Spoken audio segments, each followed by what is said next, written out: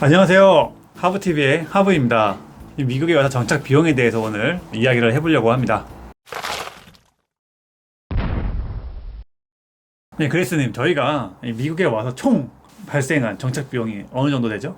한국에서 에어비앤비와 항공권 예약하는 걸로부터 해서 지금까지 구매한 내역이 한 7,500만 원 정도 됩니다.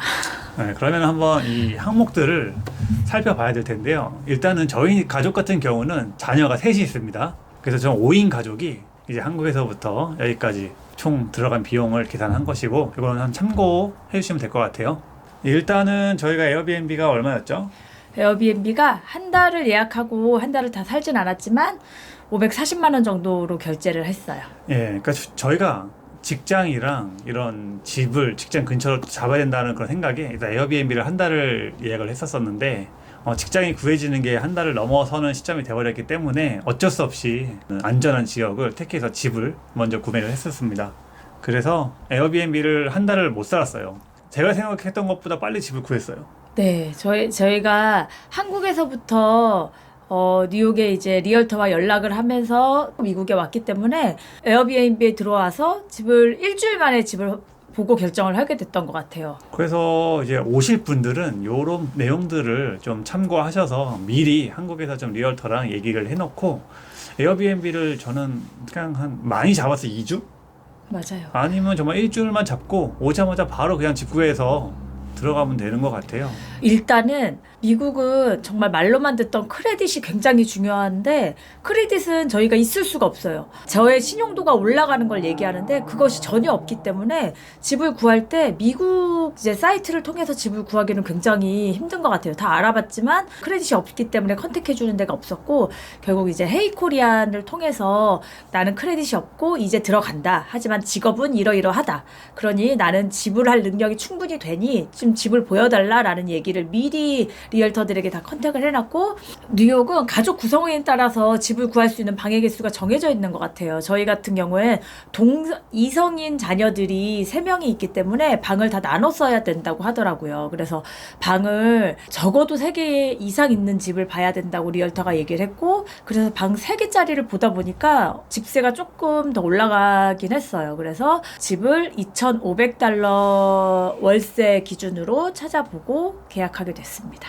크레딧이 없기 때문에 월세 선납을 3개월치를 미리 했습니다. 이 부분은 저희 캐나다로 이민을 간 지인분도 아예 1년을 다 월세를 완납하고 사는 조건으로 해서 집을 겨우겨우 구했다고 해요. 그러니까 이런 부분을 좀 아시고 비용 계산하실 때 좀 참고하셨으면 좋겠습니다. 맞아요. 저희 리얼터도 저희에게 제시하신 집 중에 지금 살고 있는 집은 월세 3개월이 선납이었지만, 어떤 집은 1년짜리 집도 있었고, 어떤 집은 매물이 있지만 아이가 셋이기 때문에 집주인이 거부한다 라고 해서 아예 보지 못한 집도 있고, 자신의 처한 상황에 따라서 여기는 굉장히 내가 갈 수 있는 집에 한계가 좀 있는 것 같아요.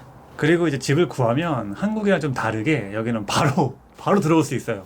그렇기 때문에 에어비앤비를 길게 잡을 필요는 없다. 저희는 좀 금전적인 부분에서 손해를 봤지만, 이 영상을 보시는 분들은 이제 이런 부분들을 미리 좀 알아보시고 집을 좀 컨택을 하셨으면 좋겠습니다. 그리고 이제 부동산 비용도 생각을 하셔야 돼요. 렌트를 어쨌든 집을 구했을 때 한 달치 렌트비를 이제 부동산 비용으로 주기 때문에 그것도 저희 또 2,500불 중개 수수료로 들어갔습니다. 그래서 저희는 $2,500짜리 월세 집을 계약하는데 2,500 곱하기 6, $15,000가 필요했습니다. 그렇게 집을 저희가 구했고, 그 다음에 이제 했던 게 아마존에서 물품들을 많이 구매를 했어요. 그러니까 일단은 미국의 전반적인 렌트는 옵션들이 다 있습니다. 냉장고라든지 이런 큰 가전제품은 살 필요가 없는데, 주방 가전. 근데 이제 그 외에 저희 침대라든지 책상, 식탁 이런 거를 좀 구매를 해야 돼요. 그래서 이런 비용들이 저희가 TV를 만약에 본다는 가정하에서 저희가 한 얼마를 들었죠?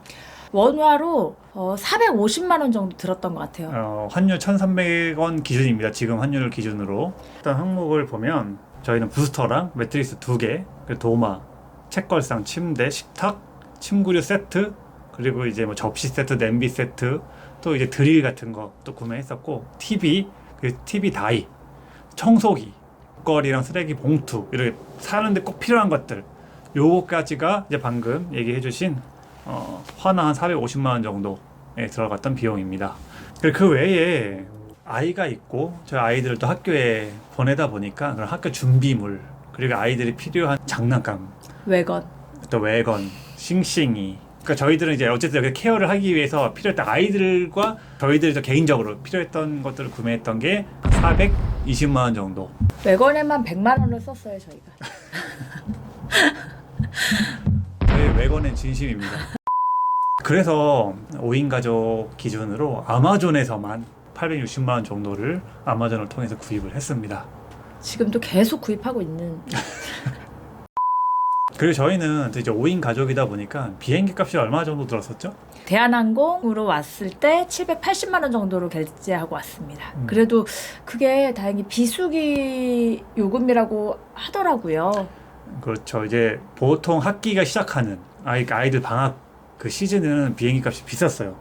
저희가 계속 봤을 때 거의 한 1,000 잡아야겠다라고 생각을 했었는데 저희가 10월 이제 학기가 시작한 다음에 좀 비수기 때 와서 다행히 비행기 값은 좀 저렴하게 온 것 같아요.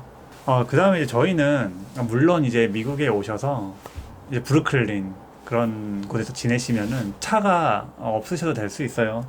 지하철이 워낙 잘 돼 있기 때문에. 근데 그 외의 지역은 제가 생각했을 때 차는 필수가 될 수밖에 없어요. 저희 와이프 같은 경우는 지금 차로 만약에 직장을 가게 되면 40분 거리인데 웨체스터로 출근하게 됐어요. 예, 근데 이거를 만약에 대중교통을 탄다. 그럼 편도 몇 시간이죠? 제가 이미 갔다 왔죠? 편도 3시간입니다.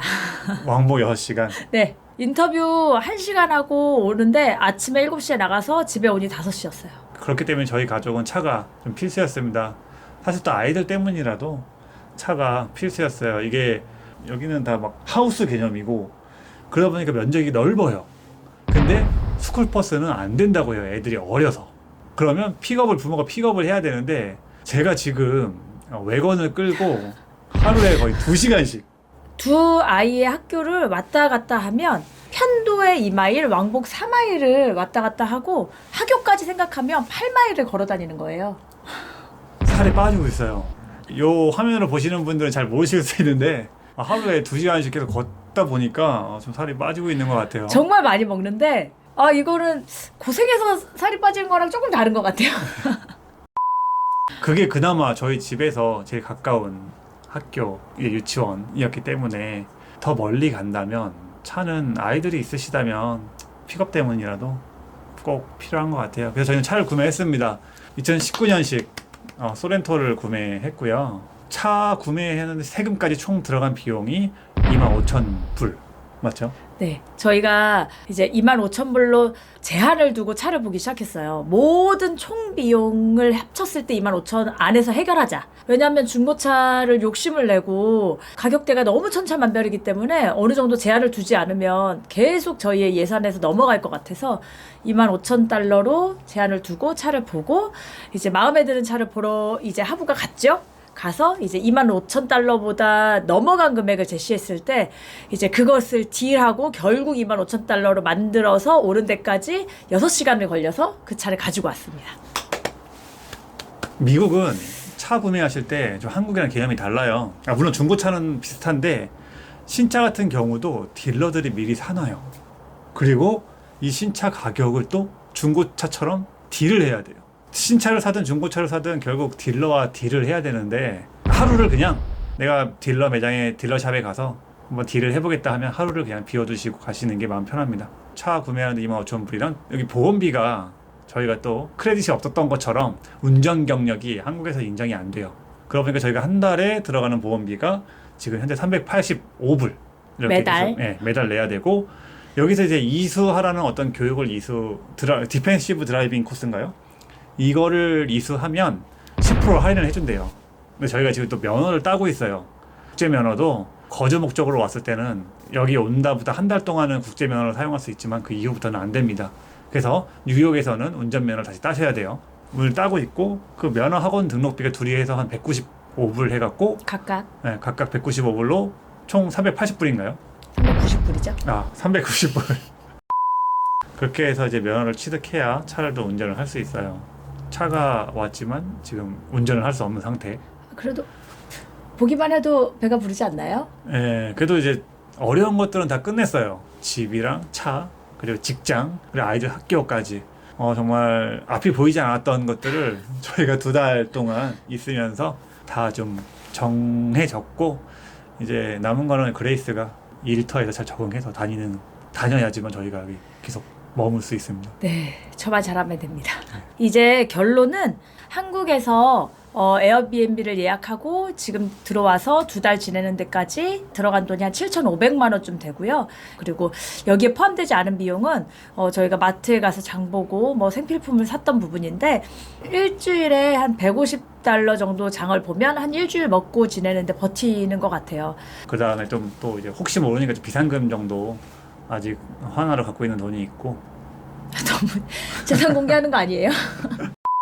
한 가지 이제 여기 오셨을 때 어쨌든 운전면허를 차가 필요하신 분은 운전면허를 따야 되는데 그러려면 또 집이 등록이 돼 있어야 돼요. 주소 증명이 돼야 돼요.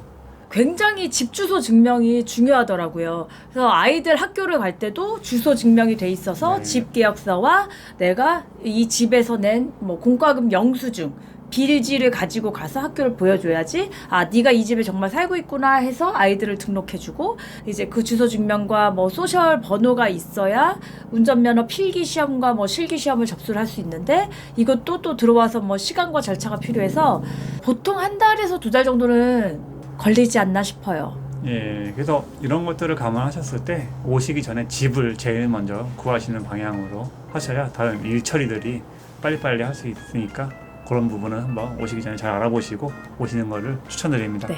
저희 이제 앞으로 또 이제 그레이스가 병원 생활하면서 하는 일들이나 이런 것들도 다 공유할 테니까 저희 채널 계속해서 봐주시기를 부탁드립니다.